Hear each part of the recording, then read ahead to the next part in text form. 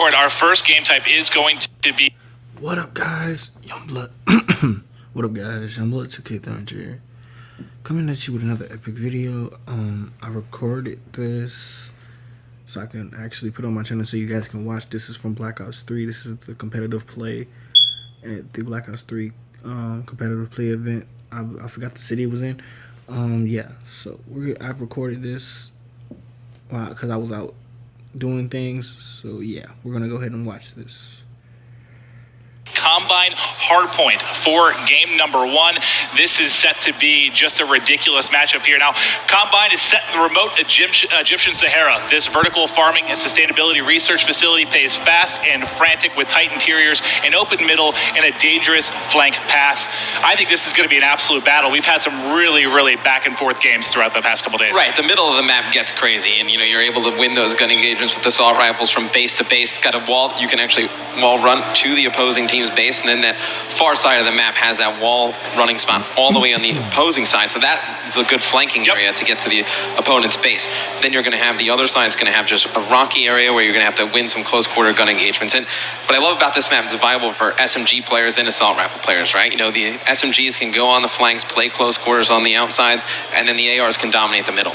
Yep, it's certainly going to provide a good variety. Now, we talked about bans and protects and how influential they're going to be on the game.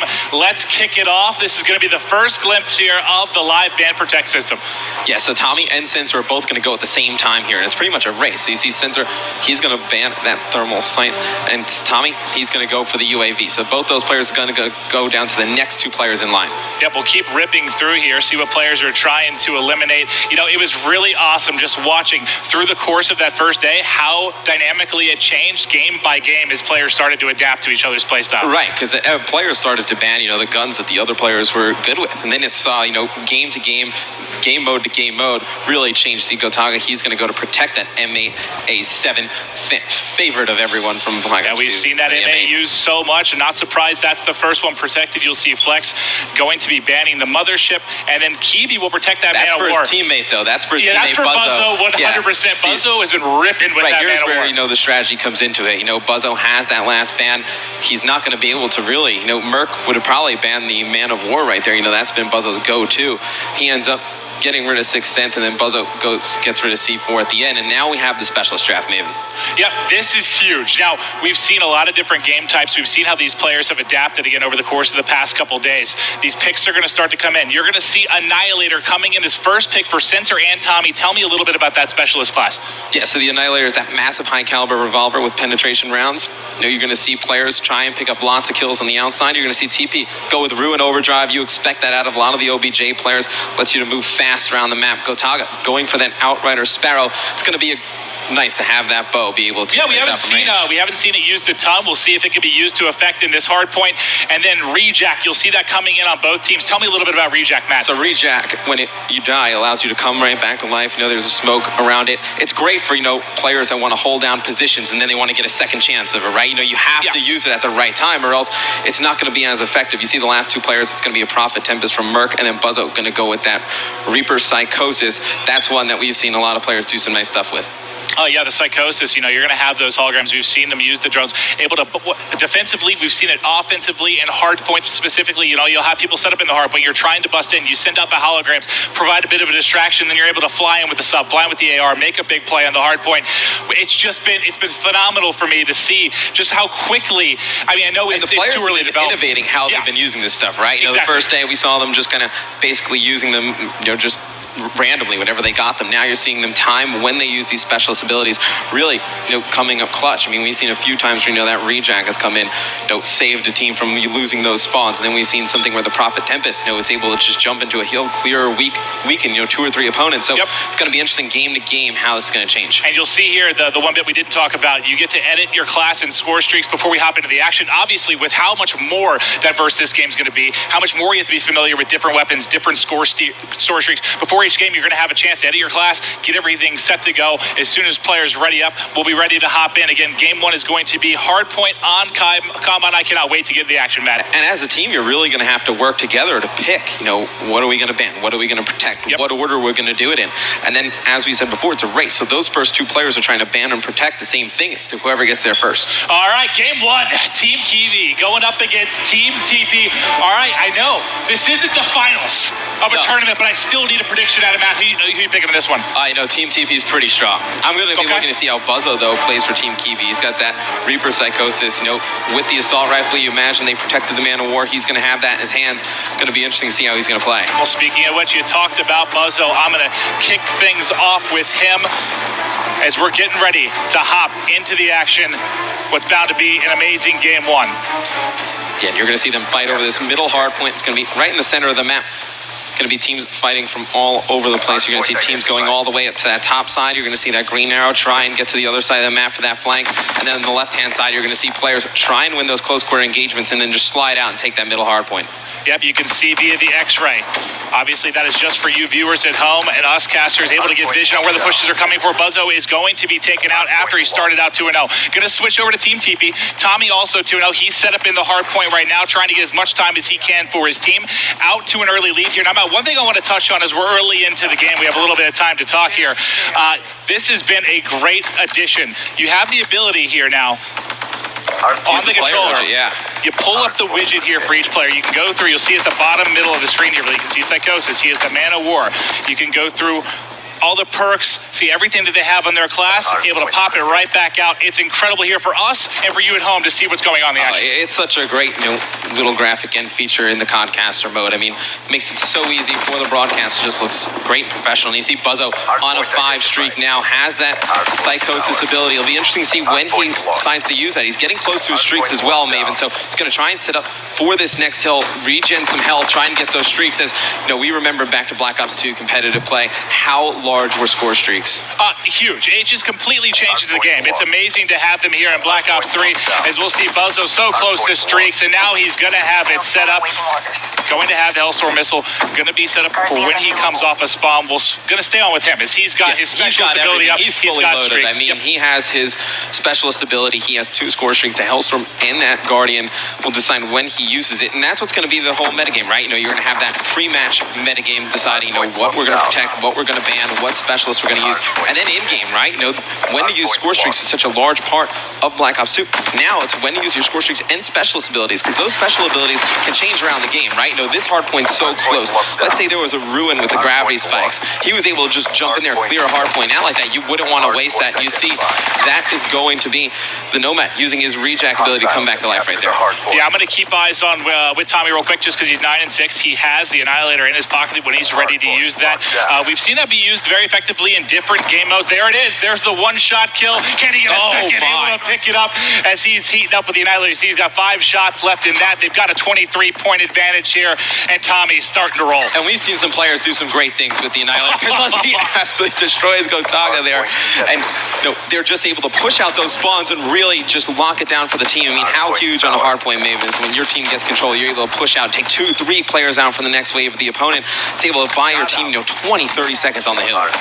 Well, we had Kiwi in the hill. He's 11 and 9, going to end up dropping here. They're trailing big time. We've seen some great comebacks in this game already, as we've been watching just the action again over the past couple days. We already see Sensor here. He's going to push forward with the Kuda. Not able to win that gunfight. He is going to end up dropping. They're starting to mount the comeback right now for Team Kiwi. And I got to go back to Buzzo, though. He hasn't even used his streak set. He's still holding on to the specialist. I'm going to keep going back to him, just so you at home can get an eye of when he's going to start to put these into effect. Yeah, you definitely want to see his Psychosis come into effect. It's going to be awesome. So you see that Nomad ability, that rejack coming into effect again. He had no idea where that player was going to come up and go once he's out of that smoke. And see, Buzzo gets taken out by that guy, but it's all timing on when to use these, Maven. You see Buzzo just waiting for the perfect opportunity to do so, because his team is still pretty close in the game, right? There's no reason to panic right now. Still 6 minutes, 20 seconds to go. You're going to expect him to hold on to it when it's really, in a clutch situation. And TP right now, on the side of Team TP, starting to pull away a bit here. 40-point advantage. I'm going to stay with him through the respawn. He's 16 and 11. You can see he has his specialist ability locked and loaded as well. Beginning to heat up here. Starting to really pull away. Excellent job from his side thus far. The specialist abilities are going to change from player to player. You see the overdrive is going to be activated by TP. He's going to get that fast player movement across map. You're going to see OBJ players in lots of, objective-based game modes. Obviously use this, and as he's using that Kuda probably the favorite of the SMGs from the players thus far. Yeah, you can see how fast he was able to get into the action, get back to that hard point, pick up the two-piece there with the sub. Great stuff from TP, and they're completely in control of this game right now. Look back to Black Ops 2, right, for competitive games. There was the OBJ players, the anchors. Now, with the specialist abilities, you're going to have different, anchors, and OBJ players play differently. Like an anchor, for instance, would probably use the Outrider Sparrow, the compound bow, able to just stay at range and pick players off. Maybe they use the Annihilator pistol, able to pick up some easy kills on the rotation, or even, you could say you could use the combat focus, earn more towards score streaks. While it's activated, rack them up. And here's you see the compound bow come into effect. Sorry, Sensor, going to stick that one in your back. He's going to tag him up, just trying to pick one up, gets hit markers, and in comes the Sparrow kill for Gotaga as he's able to take out awesome animation when he hits him with the bow. It's just awesome. Watch the players fly back. You see Tommy with that Annihilator pistol yet again, picking up another one. He has been so good on when to use that. He's done a great job knowing when the players are coming off spawn and from where, and then using that specialist ability, able to pick up 2-3 kills for his team. And Buzzo pushing in, still has the Hellstorm, still has his specialist to work with as well. He's got 3 players in front, getting pushed and not able to clean it up. You can see we've got like 5:45 on the clock right now, and this one just continues to pull away here. Yeah, and you see Flexi with the Kuda, going to be playing pretty OBJ-minded near the hill. It's going to have one player use that reflex ability outside. Now they're just going to watch this side door. And Hardpoint is such a great game mode, Maven. For the people new at home, why don't you explain what Hardpoint is? I mean, for Hardpoint, we're going to be playing to a max of 250. Obviously, this is going to be rotating basically on a 60-second timer as they're going to look to control, you can call it the hill. Basically, you're trying to lock down this area, and so far, it's been Team TP just completely controlling, and that's really on the back of TP and Tommy. You can see Tommy doing it objectively. He's been doing it in the slaying department as well. Who's really been jumping out for you on both these sides, Matt? Tommy, he's been so smart with the way he's used his abilities. Merc, he's back in it, right? I mean, he's got that Tempest. He's going to be able to use that in case they get the hill, right? So it's going to be something that you can charge up, fires a little bit of electricity, shocking targets, chaining to nearby enemies. So let's say there's a hard point where the opposing team has 2-3 players in it. He can charge it up, hit one, jumps from player to player, gets them weak. Opportunity for his teammates with the SMGs to push in. Yeah, I want to get back to Merc in just a second because he has the Hellstorm to work with as well. We came on the tail end of his lightning strike. I know Tommy had the Annihilator, but let's see what he's able to do here. Merc trying to push forward. Here's his Tempest, so he's going to charge this up, try and hit one of these players, see if it jumps from player to player. He's going to shoot it, but not able to pick one up. I do like he got one. I think that transferred over. I didn't see if the second player was able to get cleaned up. I like when he elected to use it, though, right? Yeah. The opposing team had the hill. You knew there was going to be 2 or 3 players in this short area, and you see Merc picking up a big 3-piece there with the M8 A7. It's a burst rifle, Maven, just like the M8, fan favorite from Black Ops 2. Merc looking so comfortable yet again. And there you go. You see the clone coming through. He's going to get shots in. But now it's time to call in the Hellstorm. Here it comes. Kenny lines some up. Boom. And there it is.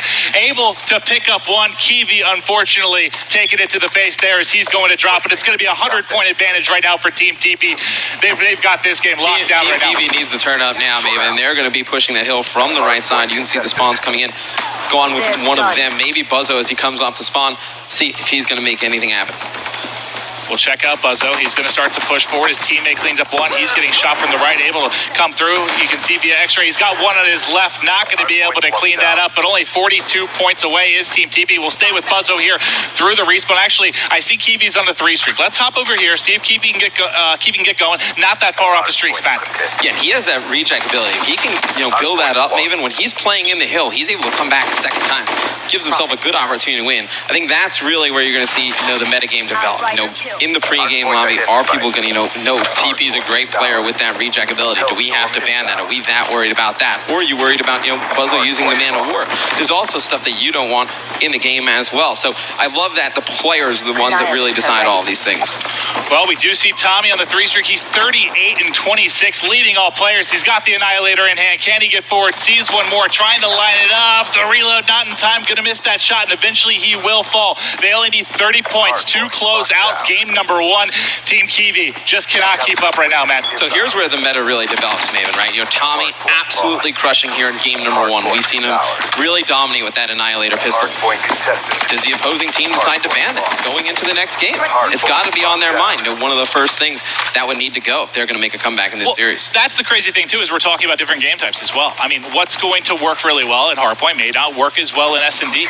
What's working well in S&D, you know, not the same for Uplink. So it's going to be amazing. And, you know, obviously there hasn't been a ton of time for these games to kind of develop a meta and get forward with these players. But there's going to be so much over time. Like, the way this is going to change, it's going to be so fun to watch how it works out. Month to month, day to day, the meta is going to change in this game, right? You know, players are going to say, hey, for an OBJ player, maybe this specialist and this setup works well. And then the next month, once teams start to adjust and, you know, ban some of the things that the OBJ players are using, they're going to have to pick a new kind of default loadout. So it's going to change from game to game, month to month. It's just going to be amazing for Call of Duty Esports. Well, I'm going to go on with Team Kiwi, Matt. Only 10 points more needed for Team TP. They're trying to do the improbable here, Maven. They've got enough time. Can they pull the improbable?